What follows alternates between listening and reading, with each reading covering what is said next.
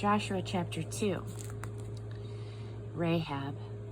Joshua, son of Nun, secretly sent out from Shittim 2 men as spies. Go, look over the land, check out Jericho.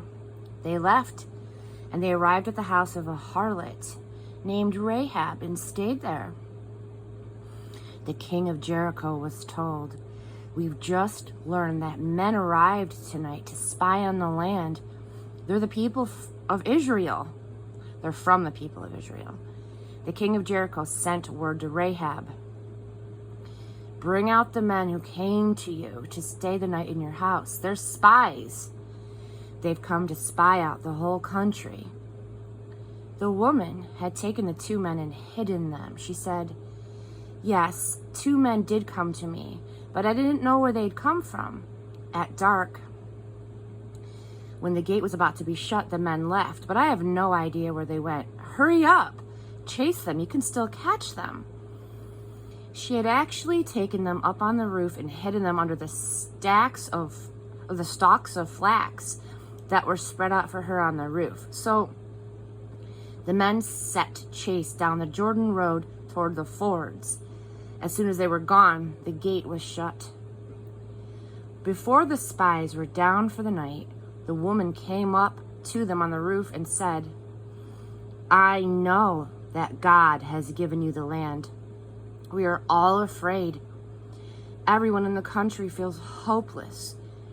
We heard how God dried up the waters of the Red Sea before you when you left Egypt, and what he did to the 2 Amorite kings east of the Jordan, Sihon and Og, whom you put under a holy curse and destroyed.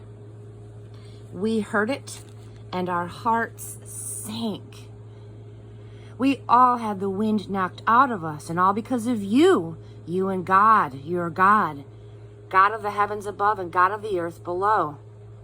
Now promise me by God, I showed you mercy. Now show my family mercy and give me some tangible proof, a guarantee of life for my father and mother, my brothers and sisters, everyone connected with my family. Save our souls from death." "Our lives for yours," said the men, "but don't tell anyone our business. When God turns this land over to us, we will do right by you in loyal mercy." She lowered them down out a window with a rope because her house was on the city wall to the outside. She told them, "Run for the hills so that your pursuers won't find you. Hide out for 3 days and give your pursuers time to return. Then get on your way." The men told her, "In order to keep this oath you made us swear, here's what you must do. Hang this red rope out the window through which you let us down and gather your entire family with you in your house. Father, mother, brothers, and sisters. Anyone who goes out the doors of your house into the street and is killed, it's his own fault. We are not responsible. But for everyone within the house, we take full responsibility. If anyone lays a hand on one of them, it's our fault. But if you tell anyone of our business here, the oath that you made us swear is canceled. We're no longer responsible." She said, "If that's what you say, then that's the way that it is," and sent them off. They left, and she hung the red rope out the window. They headed for the hills, and they stayed there for 3 days until their pursuers had returned. The pursuers had looked high and low, but they had found nothing. The men headed back. They came down out of the hills, they crossed the river, and they returned to Joshua, son of Nun, and they reported all of their experiences. They told Joshua, "Yes, God has given the whole country to us. Everybody there is in a state of panic because of us." Chapter 3, the Jordan. Joshua was up early and on his way from Shittim with all the people of Israel with him. He arrived at the Jordan and he camped out before crossing over. After 3 days, leaders went through the camp and gave out orders to the people. "When you see the covenant chest of God, your God, carried by the Levitical priests, start moving. Follow it. Make sure you keep a proper distance between you and it, about half a mile. Be sure now to keep your distance, and you'll see clearly the route to take.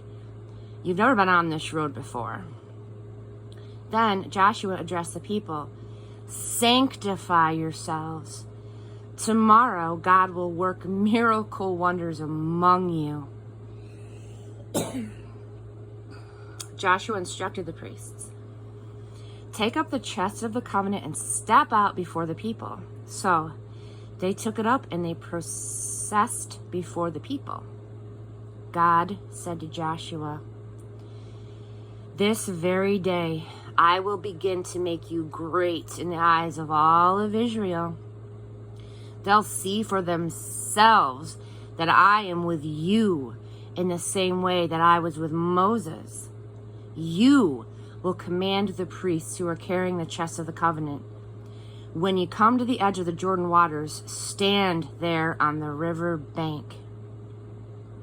Then Joshua addressed the people of Israel.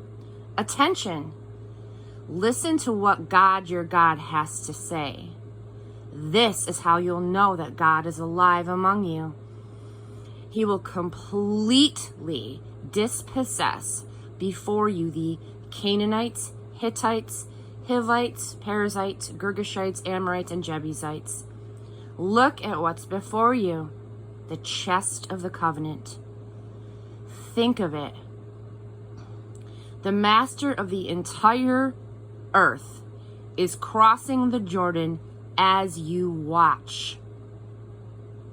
Now, take 12 men from the tribes of Israel, 1 man from each tribe. When the soles of the feet of the priests carrying the chest of God, master of all the earth, touch the Jordan's water, the flow of water will be stopped. The water coming from upstream will pile up in a heap. And that's what happened. The people left their tents to cross the Jordan, led by the priests carrying the chest of the covenant. When the priests got to the Jordan and their feet touched the water at the edge, the Jordan overflows its banks throughout the harvest. The flow of water stopped. It piled up in a heap a long way off at Adam, which is near Zarethan.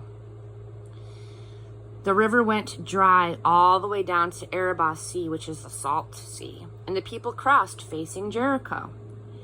And there they stood.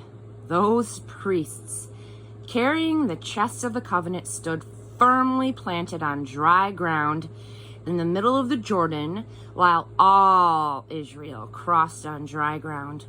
Finally, the whole nation was across the Jordan, and not one wet foot.